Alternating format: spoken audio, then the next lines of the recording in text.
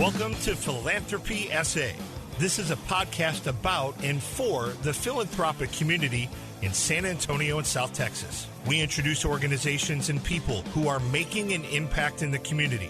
Beneficent Financial is proud to sponsor this podcast, and it is our hope that you enjoy this conversation about the impact we can have. The goal is to edify and inspire. Now please join our host, Dan Rebman. Welcome to Philanthropy SA. I'm your host, Dan Rebman, and I'm very pleased today to be joined by Leslie Belieu. She's the CEO at Southwind Fields, an organization that helps people just kind of live their life their way. Live the life you love. There That's you go. Motto. Live the life you love. I like that. And we're going to talk a lot about the organization and everything, but as we always like to start off with is kind of what brought you to San Antonio. Well, my husband was in the Navy. He was a sailor. And so when he got out, we were anxious to get back to Texas. And we ended up in Dallas for a few years, and then his work brought us down here. But I honestly was scared of moving again, and I didn't know much about San Antonio. So I will be honest and say I came kind of kicking and screaming. I didn't want to leave Dallas. You know, I had my friends there and all that, but we fell in love with San Antonio, and I'm so thankful. I just love the city. Yeah, it's home now, right? Oh, absolutely. Yeah, there you go. Incredible city.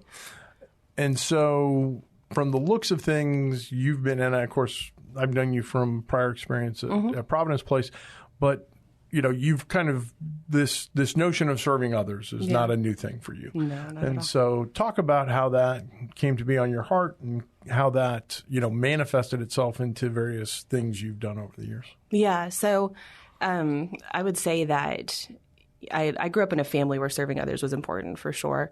But, you know, my sophomore year in college, that sailor that I ended up marrying, I moved to California to be near him and finish school. And I needed a job, which originally I had found a job on the beach. I was a lifeguard. And I found out really quickly that I had a really intense fear of sharks that I was not aware of. And so I very quickly needed to find another job. And I did. And it, you know, this was early 2000s, right? So I cracked open an actual newspaper and found an ad for a lifeguard at a nonprofit and thought, okay, that sounds kind of cool, you know. Didn't know anything about it and went for the interview. She hired me on the spot. And as we were walking around, I was like, this is, you know, kind of a different environment than what I've ever really been in. And there was people who were, you know, wearing helmets and in wheelchairs and that kind of stuff. And I didn't really know much about it, but I thought, well, I don't have to know much. I just have to be here and help, right? So I would say that within maybe a week or two, the entire trajectory of my life, it changed. I fell in love just head over heels with that population. And I was pre-med at the time, and I ran back to my advisor and was like, I don't want to be a doctor anymore. I just want to do this. So whatever degree I can get the quickest to serve this population is what I want to do. And I really had no idea the way that we're a faith-based organization. So just my personal beliefs, you know, I believe that God's plan is perfect, and He was putting things in motion, not just for the future of my career, but for my own personal life that I really could not have even seen coming. And so as time went on, and I realized how marginalized the special needs population is, my heart just continued to grow for it. And I think I've always been one to kind of root for the underdog, you know, and maybe somebody who's been overlooked. And that's just kind of how I got into it. But serving others is a fulfillment in your life unlike anything else. So once you get a taste for it and you understand the power and the impact of doing good in somebody else's life, it's hard to walk away from. Yeah, the emotional payoff there is so much greater than so many others. Yeah. So a question for you would be, when you say special needs, before we get into Southwind Fields and that, what does that mean to you? How would you define people with special needs? So in my mind, the people that we serve is a, you know, it's a common phrase, but it can mean a lot of different things because everybody has needs that are special and unique, right? So, but the population that we serve are people with intellectual developmental disabilities, and that's kind of the phrase that I use, I think, because it is a common phrase that a lot of people know. Internally, we say things like learning differences, you know, and try not to overuse common phrases to describe a group of people. But in my mind, special needs is just somebody who maybe has some differences that require some type of special care or support. Understood. So talk about Southwind Fields and what it does and kind of what led you to, because you're the founder and got this baby going. Yeah. So in 2017, we launched out to rebrand a nonprofit that we had already started. So I had started something called the Mercy Coalition, and we were doing a lot of homeless ministry and that sort of thing. And while we were out doing this homeless ministry, we were constantly meeting people who were unhoused and living on the streets who very clearly had a learning difference of some kind, many of which appeared to, probably be on the autism spectrum or something like that. And we would sit and talk with them and learn their stories. And I just kept thinking, man, it doesn't have to be this way. There's so many options out there for people who, have an intellectual or developmental disability of some kind. And maybe just have had some type of life event happen that they just didn't have the coping skills to adjust for. And so they would find themselves homeless. And I just kept thinking, there's something we can do about this. Well, when I had the opportunity, we ended up rebranding the Mercy Coalition into Southwind Fields, and that was in 2017. And then from there, things have just grown rapidly. We set out to build tiny houses, which we can talk about, but very quickly realized that there was a much bigger need for serving what we would call the in-betweeners. So people who maybe don't qualify for a lot of state services or who don't really necessarily need 24/7 care, but who will probably always need something, some kind of support. And they've just kind of fallen through the cracks of the systems and the legislation and what's out there in terms of services and funding. So we call them the in-betweeners for that purpose. And there's really not a lot out there for them. And so that is kind of what we set out to do and how we came to be. Very good. What are some of the services that you offer these folks? What's the level of support that you can give these folks? Mm-hmm. So we offer what we call supportive independence. So we have two major programs right now, the first of which is what we call our City Locals program. And that is meant for people who have the ability and the desire to live as independently as possible, but just, like I said, need some level of support. So we have a partnership with several apartment complexes around our office area that we call our local society. And we have about 100 people who live in those apartments. And we offer everything they need to maintain their independence, hopefully in a safe manner. So we offer advisement, which is essentially case management, 24/7 emergency on-call, 24/7 wellness. We offer wellness support. So if they need someone to, help them refill their medication or go with them to a doctor's appointment or anything like that, or they're not feeling well and they're just not sure what to do, they can call Katie and she will, kind of direct them on what she thinks they should do. We have job placement. So Mr. Tim helps look for jobs and find jobs that they love and feel good about. We offer all kinds of training in terms of transportation, independent living skills. So we, as Angela goes around to all the apartments and make sure that, laundry's getting done and dishes are getting done and trash is going out and all that kind of stuff to help maintain their space. And then we are heavily, heavily focused on community. So that is our big thing. We really want our locals to be involved in their community, participate in and experience healthy, pure relationships. If they need guidance or support in that way, we're absolutely there for that. But we want them to not only participate in the things that we put on, which, game nights and movie nights and worship nights and that kind of stuff, but we want them to be, what does it look like to invite friends over to watch a football game, or get together and go to the movies and, things that a lot of us might take for granted is kind of a struggle for some people. And so we want to help facilitate that and help enrich their lives in that way. And talk about the name. Southwind Fields. Yeah, so it's a weird name, right? Not a weird name. I mean, I know the origin of it. So why don't you talk about that for a minute? Yeah, so it's kind of funny. We, my husband and I started dating in high school, and I saved all of our notes, and on the back of one of the notes it said Southwind. And when we were rebranding, I happened to be cleaning out his office, and I saw it, and I was like, well, what is Southwind? And he said, oh, I was just playing around when I was a teenager. I wanted to have a bar on the beach and name it Southwind. And I was like, oh, whatever. But the more I thought about it, I was like, I kind of like that name.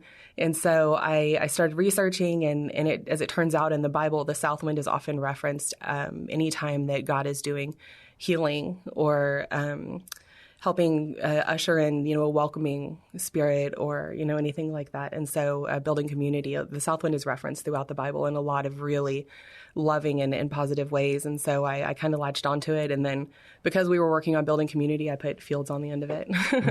That's awesome. I knew about the biblical component in that Southwind. I had no idea about the beach bar. Yeah. So there you go. Now we know. We know. Read the Psalms and think beach bar. That's right. So you're got this organization and doing all this kind of stuff, but I know you've got a vision for a lot more down the road. Yeah. Talk about some of the things you'd love to be able to do to serve this population. Yeah, so we have that City Locals program. We also have a day program, which is Monday through Thursday. We call it the Local Society. It's really fun, and it's kind of a building or a stepping stone for people who are maybe looking to be more independent. And ultimately, our long-term goals that we're working on and are becoming increasingly close to is building an all-inclusive tiny home community. We're looking most likely in, obviously San Antonio or maybe New Braunfels. We have a lot of really solid support up there. And the important thing is that we're able to find the right space where we can build, homes that are manageable for our locals. They don't, they're the right size and that kind of thing, but also where they can work and live in that community and, be able to walk to work and work among their peers and not worry about, having to worry about riding the bus or being fired or, all the things that maybe might be a struggle for some of our locals working in the community, but also a space where they can just feel comfortable, and free and feel as though they really are part of a much larger community that's unique and doing something really special in the world. So when you talk about work and that type of thing, talk about your partnerships with employers and how that works. And, if an employer is saying, wow, that's a potential group of folks that could help my business, what kinds of things do they need to have in mind, or what kinds of support do you provide not only for your population, but to help those employers understand how to work with them? We love to talk and work with employers that, especially if they're kind of new to that thought process, it's really fun to go and work with them. And Mr. Tim does a great job of that as well. But really nothing terribly different than anyone else you would hire. And I would say, if anything, they're maybe even better employees, because for one thing, the idea of work for them is not maybe as simple as maybe a teenager walking into an entry-level position or something like that. We're talking about people who understand that they need to work and then they need this job to maintain their independence and contribute to their own care, which is a huge thing in terms of dignity. So they're great employees. They're going to show up to work, and they come with a ton of support. They've got us, or they've got whoever their care team is. So hiring somebody with special needs or a disability of some kind really can be a tremendous asset in terms of finding a really good employee, but just also just the uniqueness that they bring to the table. And I wouldn't say that you need anything special, but of course, if you've run into something that you're, I'm just not quite sure what to do with that, then hopefully they have people around them like us who are happy to come and sit down, across a cup of coffee or whatever, and kind of talk to you about how we can support them. And what percentage of the population that you serve are employed? Pretty much all of them. We, as they come in the program, and, they may not have jobs right off the bat, but for the most part, I would say easily 95% are working right now. And because of that, and because of the way that you mentioned that in between kind of status, your folks aren't getting a lot of, aid, if you will, from some of these other programs and that type of thing. So in terms of, from an economic standpoint, how do you make all this work? So we are what, the IRS would consider fee for service, but we are low-cost private pay. So we only charge $350 a month. Market analysis, market value on our services is close to $2,000 a month, if not a little bit more. But it's never been about making money. We just need to keep the lights on. We just need to be able to pay to, be able to provide for them. And so we try to keep things as low cost as possible without having to necessarily bring the state into it. So the state of Texas, as much as I love it, we have some shortcomings in terms of providing for people with special needs in terms of what's available to them. And so we try to avoid that, also because the people that we serve don't need the level of care that I think the state believes that they need in terms of, programs that are funded and that kind of stuff. So, our guys don't need structure to tell them how many hours they can be in their own apartment or where they can work and that sort of thing. So we try to avoid that if we can. And also just in terms of sustainability, legislation changes, things change, and that funding can be changed, and we want to make sure that we're here forever for these guys, and that nothing's going to come in the way of making sure they've got care for the rest of their lives. That's awesome. What if somebody wants to come alongside and help you out? What's the best way for them to reach out to you? Southwindfields.com. There's a Give Now button, or there's a phone number. We'd love to chat and talk details and ways you can help. But yeah, I would just say southwindfields.com. The website's probably the easiest way. Very good. We're going to take a break now and hear from our sponsor, and we will be right back with Leslie Belieu and Southwind Fields.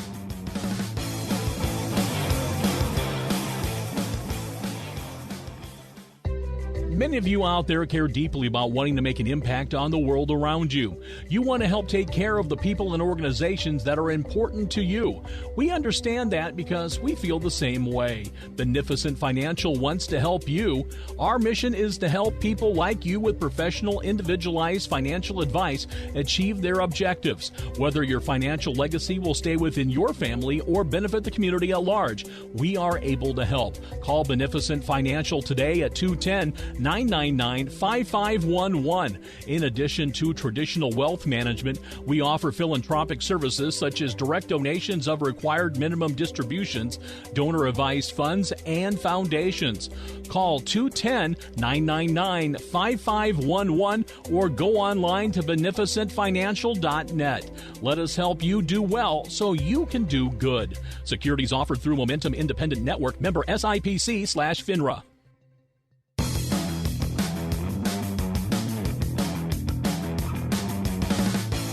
Thanks for joining us today on Philanthropy SA. I'm your host, Dan Redman, and very pleased to be joined by Leslie Belieu, CEO of Southwind Fields.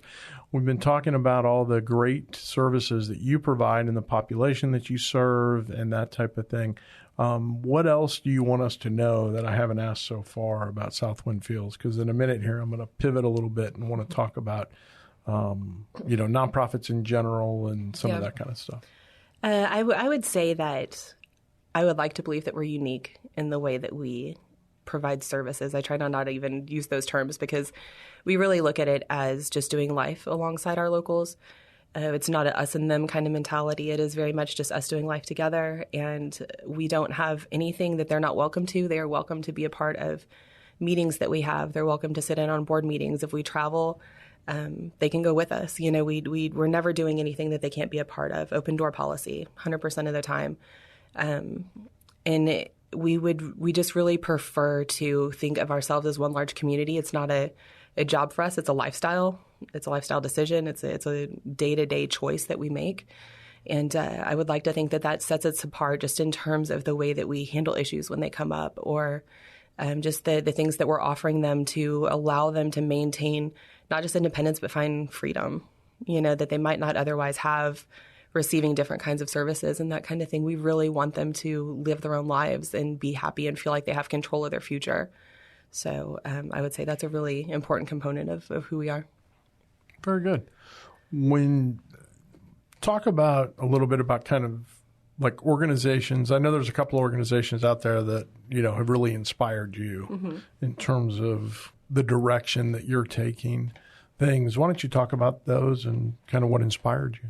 Yeah. So, obviously Providence Place, I worked there for about 8 or 9 years, and it was a very special program that, continues to hold a really special place in my heart. I learned a ton from them just in terms of building a team and what that can look like, and the impact of making sure that you have the right people in the right places. Brookwood and Katie, absolutely incredible. I think you traveled with me there one time, didn't you? Yeah, just an incredible place.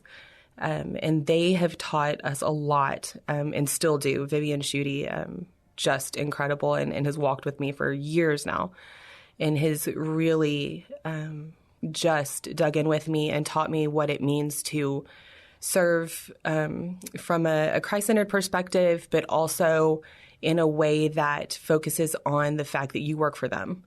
They're not there to listen to you and you give them orders and they go out and, you work for them. The whole reason you're there is for them, and operating out of that mindset is a really different thing, and what it means to have a huge amount of joy. We laugh a lot, way more. There's way more funny conversations and making silly TikToks and, all that kind of stuff than there is having difficult conversations, because who doesn't want a joyful life, and that really is an important thing. It matters to me that they are happy, and that when they walk in the local society or when they come to an event or whatever, that they're happy to see us and they're not like, oh gosh, Leslie's here or whatever. Like I want them to be happy, and that's a super important thing.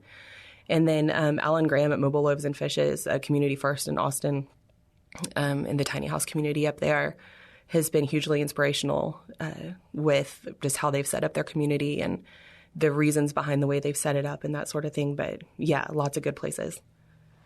And that's an important thing in the philanthropic space, is that, we have the opportunity to benchmark off of each other and understand what's going on, and kind of like, hey, if this works here, it might work there. And maybe we have to make some modifications for a population group or something like that. Yeah. That's one question that just occurred to me is you're working with folks that, they're with you a certain amount of the day, but these are folks that are in the community every day. They're at jobs, and they may not always get treated the right way. They may run into things that, just are going to, potentially set them back. Yeah.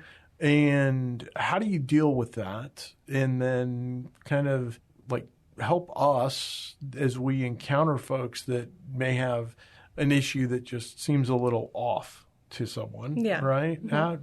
What's the best way to handle that? What's the best way for somebody to interact with someone that you think is in that situation? Yeah. Our locals, which I don't even know if I said we call them locals, because they're not clients or consumers. They're just local to their community, so we call them locals. But unfortunately, it's just part of life. Everybody is going to be treated poorly at some point. I think we've all encountered somebody who maybe didn't understand us or see us for who we were or give us a chance, and so we just talk to them that there's no reason to be embarrassed about whatever differences you might have. We all have our things. We all have our quirks. Yours just happens to be this, and this is your identity is not found in the world, and what other people say about you does not dictate who you are. And so I'm sorry that you had this interaction. How did you handle it? And then we talk it through, and if they handled it well, then we celebrate that. And if they didn't handle it well, then we say maybe next time, or, this is what we could have done differently, or, just try to build them up. But it's just part of life. It's just part of life. And I would say that if you encounter someone who, maybe has a difference that you don't understand, just, take a step back and try to look past what might be considered or what you might perceive as being odd behavior, and just try to see their heart and give them a chance. And if they're struggling to speak or explain themselves, you just be patient. Don't talk for them. Don't try to fill in the gaps. Just give them a minute, to process their thoughts. And just step back and let them be themselves. Very good. One of the themes that we talk about on this podcast a fair bit is collaboration and that type of thing. And we talked about kind of your inspiration in organizations that still, you're getting information from and that kind of thing. What type of collaborative efforts do you have with other organizations, either when you're sourcing locals or, locals need other services that you can't provide? Talk about that and how that's worked for you. Sure. So I think that the biggest gap in a lot of ways is the mental health area of this, and a lot of times mental health and intellectual developmental disabilities, they overlap in a lot of ways. And so we are not necessarily set up to serve people whose mental illnesses may supersede their disabilities. And so we struggle to find, people that can help us in that way. But like San Antonio Clubhouse has been an incredible resource for us to be able to send people there to help. But in terms of just collaboration, the Mercy Coalition, and because of what we did when we first started doing homeless ministry and things, we had great relationships, just kind of out of the gate with, people like Sam Ministries and Haven for Hope and that kind of stuff, that we've been able to, really kind of go back to them whenever maybe they come across someone that they're not sure how to help. They'll send them our way. The school districts, of course, are incredible. TWC gives us great referrals. Really, all kinds of places, different medical providers, counselors, all kinds of different stuff. I'm sure that I'm not even touching the tip of the iceberg on that, but we have a ton of just wonderful opportunities to network with people in our community and And we send people back and forth all the time to make sure that their needs are met. And really, even if they come in for an interview for Southwind and maybe we decide they're probably not the right fit for us, we're never going to let a family walk out the door without resourcing them with some kind of direction, and maybe somebody that could help them. That's awesome. I have found that, no organizations do it alone. No. Even the Yeah. huge ones. Mm-hmm. You know what I mean? Yeah. It's like, we've had Sam Ministries and the Food Bank on and those types of organizations, and nobody's doing this alone. It's Right. that interconnectedness of the Absolutely. organizations that are stepping in and being able to do that and figuring out where they fit in that. We call that a healthy interdependence. Yes. Yeah. Yeah. And so fitting within that ecosystem is important. So one last question that's kind of more generic. What do you see, fast forward 5-10 years, and not specific to Southwind Fields, but what do you think are going to be the big issues or maybe a big solution that's come up within the space of helping people with special needs? Kind of a trend, take a trend and extrapolate it out 5 or 10 years.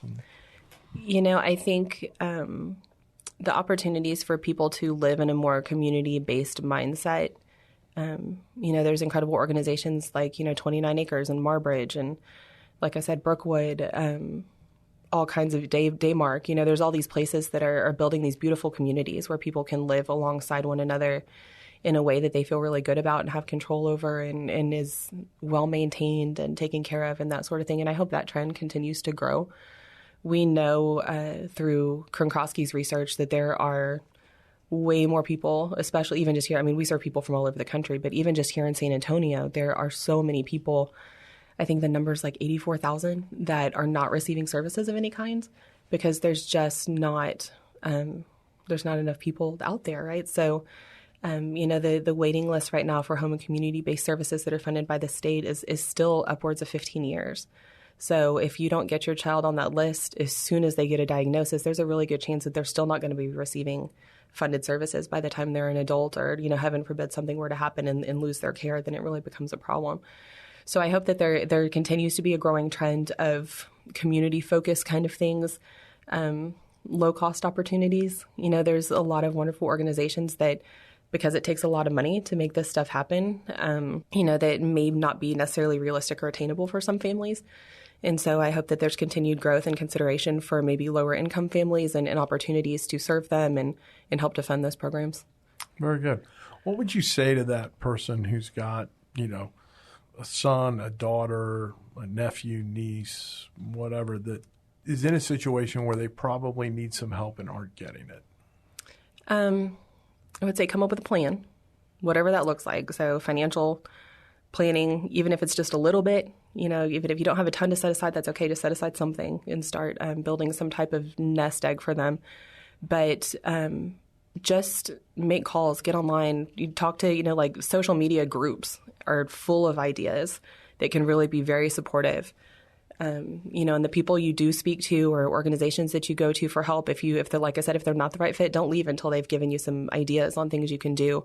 Teachers and educators and school staff have lists of resources that are given to the school that, you can ask them about, is there something that maybe you know of, or is there a website I can check out, that sort of thing. ACOG has huge lists of supports and that sort of thing. But I would say whatever it takes, have some kind of plan. Don't wait until they're an adult or they're fixing to graduate. Plan while they're little if you can.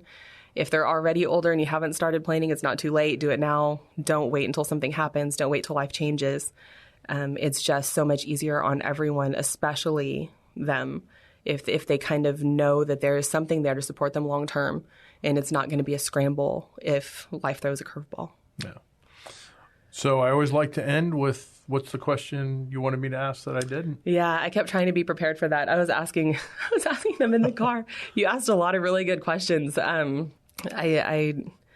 only thing I can think of is maybe. It doesn't have to be a question. You can just something you wanted to say. Well, why is it important to serve the marginalized, and serve particularly this marginalized population? And I think it really is just because, like I said, there's not a people who are. There's not a lot of people who are comfortable and maybe willing to kind of step outside the box and befriend someone that maybe they don't understand. And I think that's true of anyone in life, in any walk of life, that it's important to try to come alongside people that maybe are different than you, because the things that you'll learn from them can't really be put into words. That's a great note to close on. So I want to thank Leslie Belieu, CEO of Southwind Fields, for being here. If you want to get in contact with her, southwindfields.com, and you can reach out. I'm assuming you have a contact. I know you have a Give Now button, but we do. All the other good stuff. And so on behalf of Philanthropy SA, I'm Dan Redman, reminding you to do well so you can do good. Thank you for joining us at Philanthropy SA. We hope you found something to inspire you during today's conversation. If you know organizations and people who are making an impact in the community, we would love to hear about it. Until next time, do well so you can do good.